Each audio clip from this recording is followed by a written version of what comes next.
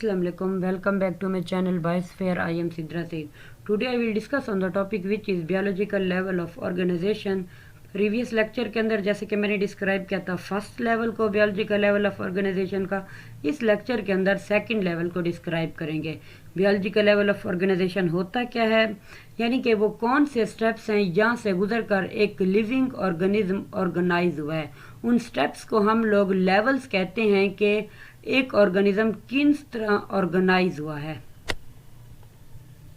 Let's go start our topic.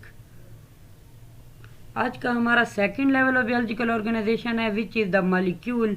Molecule किसे कहते हैं? Molecule is a collection of atoms bonded together, यानी molecules में एटम्स आपस में कंबाइन होते हैं और मॉलिक्यूल बना देते हैं। मॉलिक्यूल को हम लोग बिल्डिंग ब्लॉक फॉर सेल्स भी कहते हैं which are necessary for the living things. इसे हम लोग दूसरे लफ्जों में इस तरह भी डिफाइन कर सकते हैं कि molecule is composed of atoms of 2 और more elements chemically United in fixed properties, के एक मॉलिक्यूल 2 या 2 से ज़्यादा एटम्स पर मुश्तमिल होता है जिनकी फिक्स्ड प्रॉपर्टीज होती हैं, जो फिक्स्ड कंपोजिशन होती है। इनकी कंपोजिशन चेंज नहीं होती।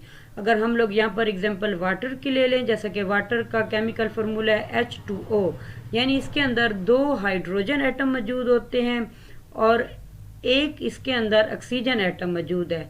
वाटर का फार्मूला फिक्स है, इसकी एक फिक्स्ड प्रॉपर्टीज हैं, फिक्स्ड कंपोजिशन होती है। ये एटम्स जो वाटर के मॉलिक्यूल के अंदर ये आपस में होल्ड होते हैं केमिकल बॉन्डिंग के थ्रू। कौन सी बॉन्डिंग है जो एक मॉलिक्यूल्स को बनाने में इन्वॉल्व हो रही हैं? वो बॉन्डिंग डिफरेंट किस्म की होती हैं। आयनिक बॉन्डिंग भी हो सकती है, कोवलेंट बॉन्डिंग भी हो सकती है कि एक मॉलिक्यूल्स के अंदर जो एटम मौजूद होते हैं वो एटम आपस में आयनिक और कोवलेंट बॉन्डिंग के थ्रू जुड़े होते हैं।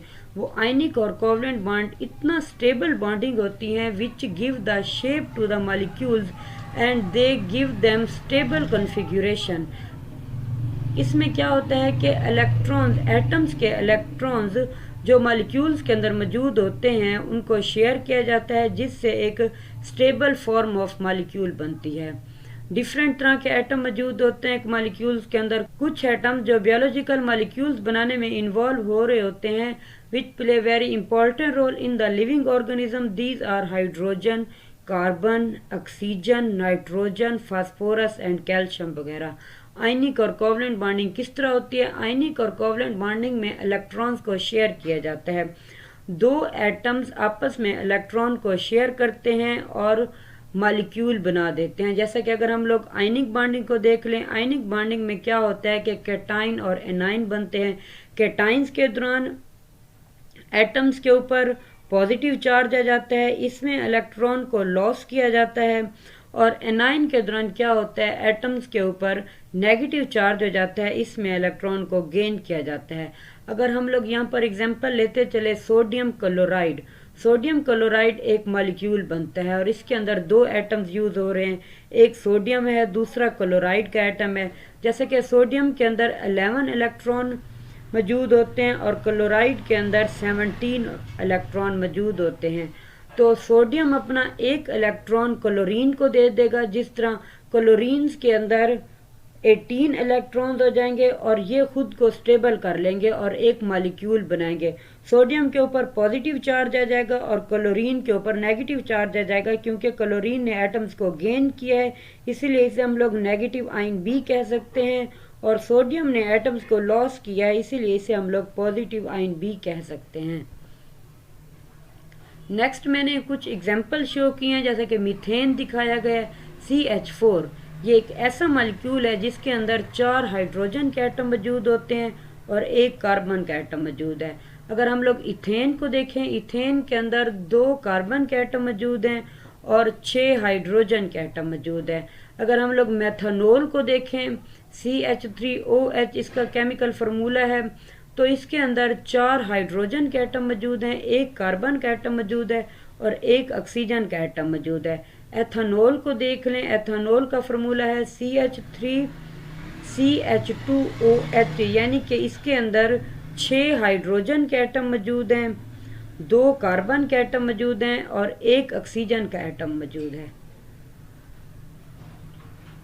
नेक्स्ट हम लोग देखते हैं कि types of molecule on the living things. There are 4 types of molecules होते हैं डेट बिल्ड करते हैं लिविंग थिंग्स को।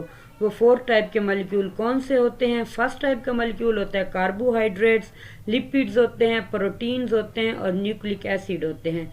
कार्बोहाइड्रेट्स क्या होते हैं? कार्बोहाइड्रेट्स को हम लोग स्ट्रक्चरल यूनिट भी कह सकते हैं लिविंग ऑर्गेनिजम्स का। कार्बोहाइड्रेट ग्लूकोज से मिलकर बने होते हैं, यानी ये मोनोमर्स होते हैं ग्लूकोज के। ग्लूकोज को हम लोग शुगर भी कहते हैं। Which are rich source of the energy for the animals. और कार्बोहाइड्रेट्स के अंदर जो हाइड्रोजन बॉन्ड होता है, ऑक्सीजन बॉन्ड होता है, कार्बन बॉन्ड मौजूद होता है। और एनिमल्स के अंदर ये कैपेबिलिटी मौजूद होती है कि वो इनके दरमियान कार्बन और हाइड्रोजन बॉन्ड को ब्रेक करके एनर्जी को हासिल कर सकते हैं। और सेकंड हम लोग देखते हैं लिपिड्स के। लिपिड्स भी लिविंग ऑर्गेनिज्म बनाने में इम्पॉर्टेंट रोल अदा करता है। लिपिड भी एक इम्पॉर्टेंट फॉर्म होता है, एनर्जी स्टोरेज कंपाउंड के तौर पर यूज होता है सेल के अंदर, और प्लाज्मा मेम्ब्रेन बनाने में भी इन्वॉल्व होता है। जैसा कि हमारी plasma membrane lipid by layer पर मुश्तमिल होती है। तो लिपिड्स हैं कि नॉन पोलर मॉलिक्यूल है, तो ये सिर्फ नॉन पोलर मॉलिक्यूल्स को ये अपने अंदर से गुजरने देगा, क्योंकि हमारी plasma membrane lipid by layer पर मुश्तमिल है। तो ऐसे मॉलिक्यूल्स को ये गुजरने की परमिशन देगा जो नॉन पोलर होंगे, ये पोलर मॉलिक्यूल को नहीं गुजरने देगा। लिपिड जैसे कि नॉन सोल्यूबल होते हैं in the polar molecule, polar जैसे कि वाटर को हम लोग ले लेते हैं, और ये सोल्यूबल होता है in the non polar molecule जैसे कि ईथर वगैरह, क्लोरोफॉर्म वगैरह, इनके अंदर ये सोल्यूबल होता है। और लिपिड सेल को सेपरेट करता है फ्रॉम इट्स एनवायरनमेंट से, क्योंकि मैंने पहले बताया कि लिपिड्स नॉन पोलर मॉलिक्यूल्स को फिर गुजरने देगा और पोलर मॉलिक्यूल्स को अपने अंदर से नहीं गुजरने देगा। और हमारी प्लाज्मा मेम्ब्रेन लिपिड से मिलकर बनी होती है, जो सेल्स को बाहर के एनवायरनमेंट से सेपरेट करता है। जैसे कि हमारी थर्ड टाइप है प्रोटीन्स। प्रोटीन्स डिफरेंट टाइप की होती हैं। ये तमाम प्रोटीन्स की जो टाइप होती हैं ये सेल के स्ट्रक्चर बनाने में इन्वॉल्व होते हैं। और हम लोग जानते हैं कि लिपिड बाइलेयर के अंदर प्रोटीन इम्बेडेड होती है इन द सेल मेम्ब्रेन के अंदर। ये कैटालाइज केमिकल रिएक्शन के तौर पर भी इन्वॉल्व हो रही होती है। डिफरेंट प्रोसेस जो हमारी बॉडी के अंदर हो रहे होते हैं ये सारे एंजाइम्स की वजह से हो रहे होते हैं। एंजाइम्स जैसा कि प्रोटीन होते हैं, इस तरह प्रोटीन हमारे जिस्म में होने वाले केमिकल रिएक्शंस को भी कंट्रोल करती है, सेल स्ट्रक्चर बनाने में इन्वॉल्व हो रही होती है। फोर्थ नंबर पर हम लोग लेते हैं न्यूक्लिक एसिड। न्यूक्लिक एसिड क्या होते हैं? न्यूक्लिक एसिड जैसे कि न्यूक्लियस के अंदर मौजूद होते हैं और इनका काम होता है जेनेटिक इंफॉर्मेशन को स्टोर करना सेल के लिए। न्यूक्लिक एसिड जैसे कि डीएनए पर मुश्तमिल होते हैं और आरएनए पर मुश्तमिल होते हैं, यानी डबल और सिंगल स्ट्रैंड पर मौजूद होते हैं। जैसे कि डीएनए हमारा डबल स्ट्रैंडेड मॉलिक्यूल है, आरएनए हमारा सिंगल स्ट्रैंडेड मॉलिक्यूल है। ये जेनेटिक इन्फॉर्मेशन को स्टोर करते हैं और जनरेशन टू जनरेशन उन इन्फॉर्मेशन को सेंड किया जाता है। ये सब कुछ किसके थ्रू हो रहा है? ये न्यूक्लिक एसिड के थ्रू हो रहा है। न्यूक्लिक एसिड न्यूक्लियोटाइड से मिलकर बने होते हैं, which are important part of the genetic information storage compounds. Next हम लोग डिस्क्राइब करते हैं differentiate between the micromolecule and macromolecule. और माइक्रोमॉलिक्यूल क्या होते हैं? कि ऐसे मॉलिक्यूल जो स्मॉल इन साइज होते हैं, मैक्रोमॉलिक्यूल लार्ज इन साइज होते हैं। माइक्रो MIC माइक्रो यानी स्मॉल, MAC मैक्रो यानी कि लार्ज। और माइक्रोमॉलिक्यूल MIC वाला यानी कि इसका मॉलिक्यूलर वेट लो होता है, और मैक्रो मॉलिक्यूल MAC वाला यानी कि इसका मॉलिक्यूलर वेट हाई होता है। माइक्रो मॉलिक्यूल का सिंपल स्ट्रक्चर होता है, मैक्रो मॉलिक्यूल का कॉम्प्लेक्स स्ट्रक्चर होता है। माइक्रो मॉलिक्यूल इंट्रासेलुलर फ्लूइड के अंदर सोल्यूबल होते हैं। इंट्रासेलुलर फ्लूइड कौन सा होता है? कि जो सेल्स के अंदर का फ्लूइड होता है उसे हम लोग इंट्रासेलुलर फ्लूइड कहते हैं। और मैक्रो मॉलिक्यूल्स इंट्रासेलुलर फ्लूइड के अंदर इनसॉल्युबल होते हैं। माइक्रो मॉलिक्यूल्स जैसे कि एग्जांपल के तौर पर अगर हम ले लें, वाटर हो गए, minerals, salts, organic amino acids, sugar, lipids, nucleotides, ये आपस में मिलते हैं और मैक्रो मॉलिक्यूल बना देते हैं।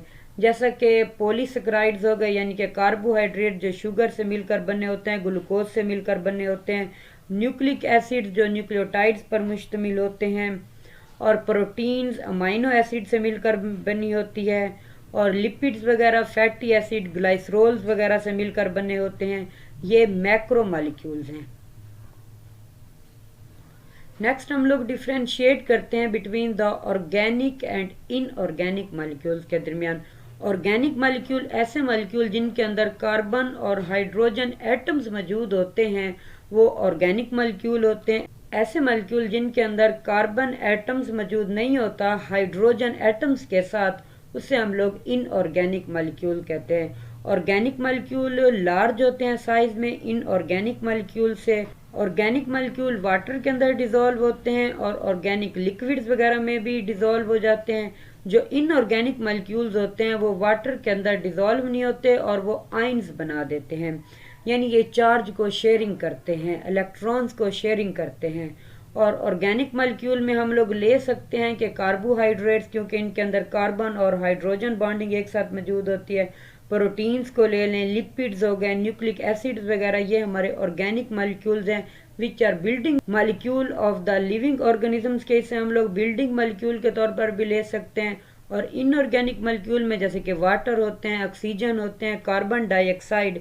देखें कार्बन डाइऑक्साइड CO2 है, यहाँ पर कार्बन तो मौजूद है लेकिन कार्बन के साथ हाइड्रोजन बॉन्ड मौजूद नहीं है, इसी वजह से ये एक इनऑर्गेनिक मॉलिक्यूल है। और इनऑर्गेनिक साल्ट्स वगैरह हो गए।